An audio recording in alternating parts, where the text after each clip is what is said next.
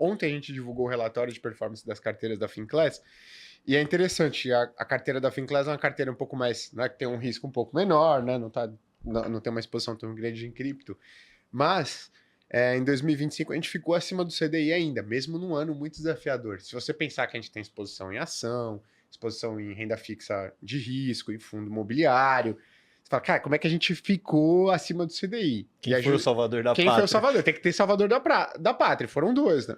Investimentos internacionais, então a gente ganhou no dólar e na alta da Bolsa Americana, e cripto. Ganhamos na alta das criptos e na alta do dólar. Aí a pergunta para você, né? Eu acho que você é um cara que defende muito ter uma exposição maior em ativos dolarizados e em cripto. Você acha que 2025 vai ser um ano bom ainda para essas duas classes, para cripto e para ativos dolarizados, para ativos, aí falando mais especificamente de Estados Unidos, né? Bom, é interessante esse fato da carteira da Finclass ter subido e superado o CDI, porque a gente pode imaginar que tem ações lá, então vamos pegar o Ibov como referência, ele puxou para baixo a rentabilidade. Para baixo. Fundos imobiliários e IFIX como referência puxou para baixo também, foi um ano bem ruim para o IFIX. O CDI é constante, e com certeza a parte de renda fixa deve estar acompanhando o CDI de perto, possivelmente até ganhando, embora a marcação mercado possa não ter favorecido durante esse período. E os heróis foram exterior e cripto. E se você pega a Previdência Arca, a mesma coisa aconteceu. A gente foi obrigado a tirar cripto, mais ou menos no meio do ano, o banco administrador, o Santander, ele encrencou um pouco a posição no ETF, falou que podia ter uma rusga quanto à legislação, etc., tirou, mas a posição em Bitcoin, ela acrescentou mais de 1% de rentabilidade ao fundo. E a mesma coisa nos portfólios dos investidores pelo Brasil. Quem tinha mais alocação no exterior acabou se dando bem. E aí, para 2025, eu acho que a gente pode ver os dois subindo juntos ou separados. Por quê? Uma das coisas que é um grande driver do preço dos ativos de risco como um todo, e também funciona para cripto, são juros. E vocês sabem disso muito melhor do que eu, tem muita gente colocando previsões de que o juros nos Estados Unidos vai ter que cair menos ou até permanecer mais alto por mais tempo devido às políticas que o Trump ele anunciou que iria adotar. A gente não sabe ainda, a posse dele é dia 20, o que é retórica, o que vai virar de fato ação, porque eu já tive a chance de ler 2 livros do Trump. E não aconselho. Eu acho que são livros muito bons.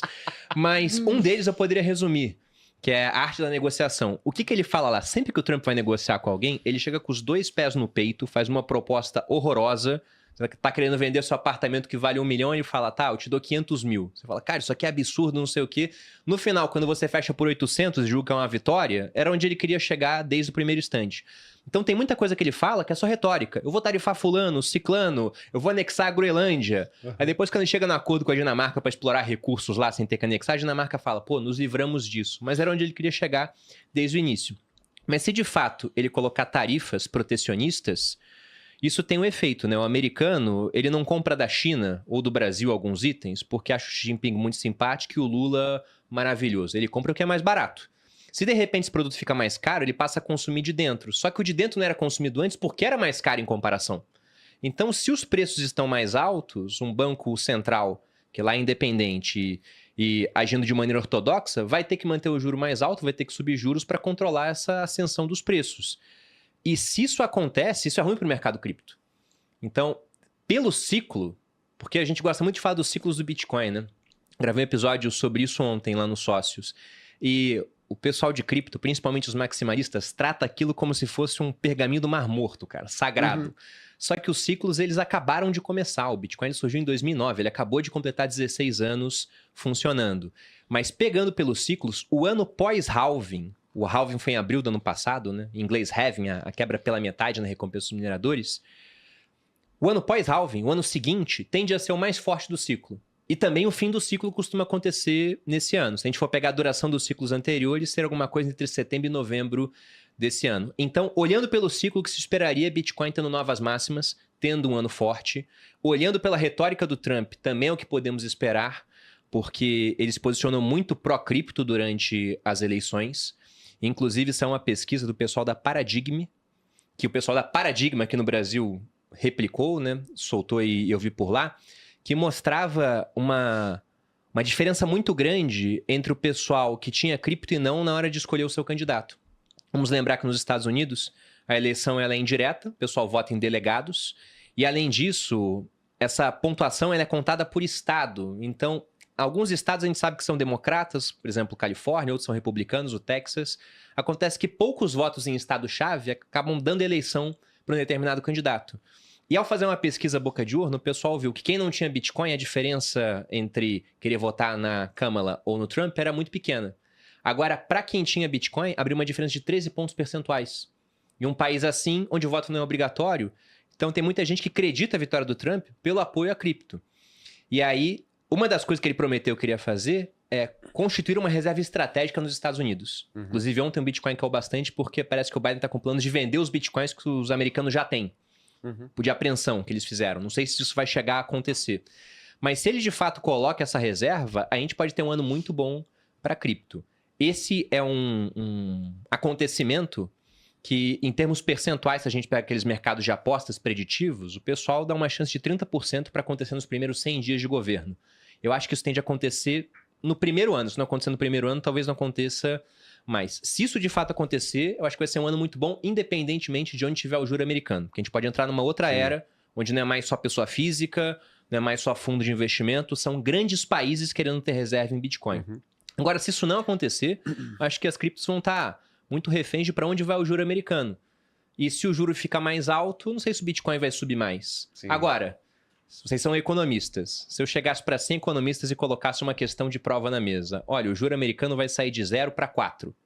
Para onde vai a bolsa? Vai subir ou vai cair? Acho que a maioria ia falar, cara, dadas essas variáveis, a bolsa deve cair. No entanto, a bolsa está batendo novas máximas. Então, como é que vai ser o ano lá fora, eu não sei. Mas eu permaneço comprado em ambos, cara. Inclusive, a maior parte do meu dinheiro está fora do Brasil. Embora o Brasil esteja barato, não dá pra gente negar. Só que eu acho que há vários porquês, né, pra justificar o preço do Brasil no patamar atual. Deixa eu te perguntar uma coisa, porque se tem 30% de probabilidade dele fazer isso já nos primeiros 30 dias... 100 dias. 100 dias, nos primeiros 100 dias, deve ter, vamos, sei lá, vou chutar aqui, 50%, 60% de chance dele fazer isso no primeiro ano. E agora a gente tá tendo uma reprecificação do juro americano. Então, qual que é o meu ponto? A gente já tem uma probabilidade grande disso acontecer no primeiro ano embutida no preço. Porque Com se tem certeza. lá 50%, 60% de chance disso acontecer no primeiro ano, talvez o Bitcoin já tenha subido muito nessa perspectiva. E aí você tem agora o mercado, e aí essa semana, né, preocupado com essa reprecificação dos juros americanos. Você não acha que existe uma chance, ela até que razoável, de ser um ano ruim para o Bitcoin por conta desses fatores? O Elon Musk, ele falou isso outro dia. Ele tweetou que, na opinião dele, não sei se foi um tweet ou foi uma mensagem, agora não vou lembrar, mas na opinião dele, o ano de 2025 vai ser ruim para o Bitcoin. Muito provavelmente porque já tem muita expectativa colocada quanto a como será o governo Trump. Porque se você pega 2024, o Bitcoin subiu bastante, em dólar subiu... Se a gente pega os 12 meses, está na casa de mais ou menos 100%, o ano fechado deu uns 120%. E se você coloca essa subida... assim, o gráfico, você vê que você teve um movimento muito forte antes do halving, que foi justamente o pessoal já precificando esse aumento de escassez do Bitcoin, porque a mineração ia passar a dar uma recompensa que era metade, né? Eram produzidos 900 Bitcoins por dia, 19 de abril, instantaneamente passou a ser 450 Bitcoins por dia.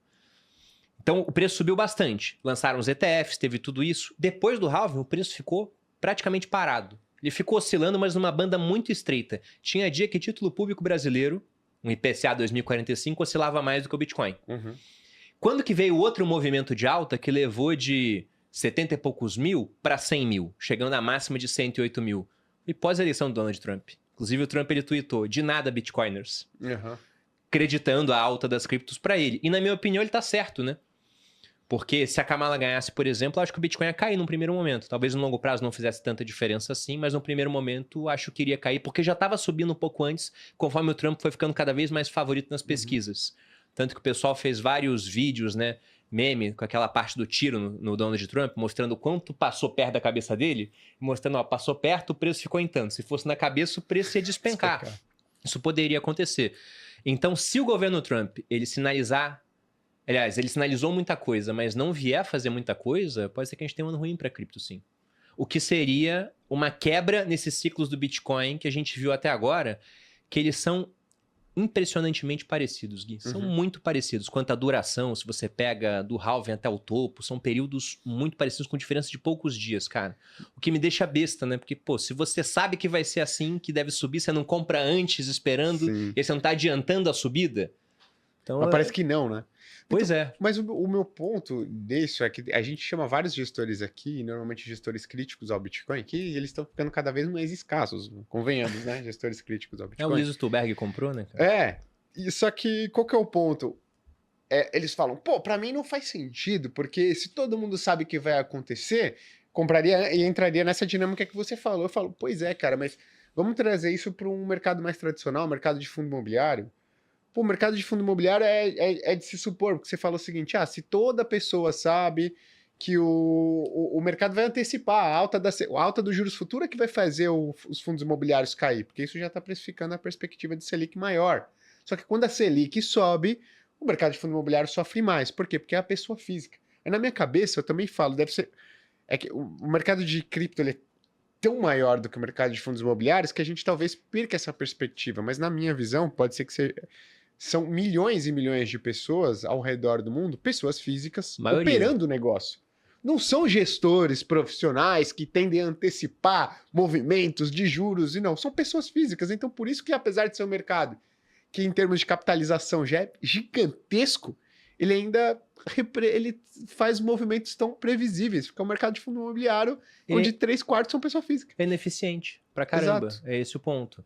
Porque se você pensa em institucional, eu dei o exemplo da nossa Previdência. A gente não pôde ficar com 1% em Bitcoin, porque o banco administrador falou, cara, melhor não ter. Então, tem institucional comprando? Tem, mas ainda é um mercado igual de fundo imobiliário. É muito dominado por pessoas físicas e eu tenho sérias dúvidas se o pessoal sabe o que realmente está fazendo. Porque o pessoal que eu conheço que tem cripto por aí, e hoje em dia muita gente tem, o cara comprou porque acha que vai subir. Agora você pergunta, cara, como que funciona? O cara não tem a mínima ideia. Ele só entende que parece que é limitado, de tempos em tempos surge um pouco, mas o governo não consegue atuar sobre isso. Aí não consegue me tributar, né? Ele acha isso também. Ele acha isso, que não tem imposto, não sei o quê. Essa época ficou pra trás há muito tempo, cara. Não, interessante.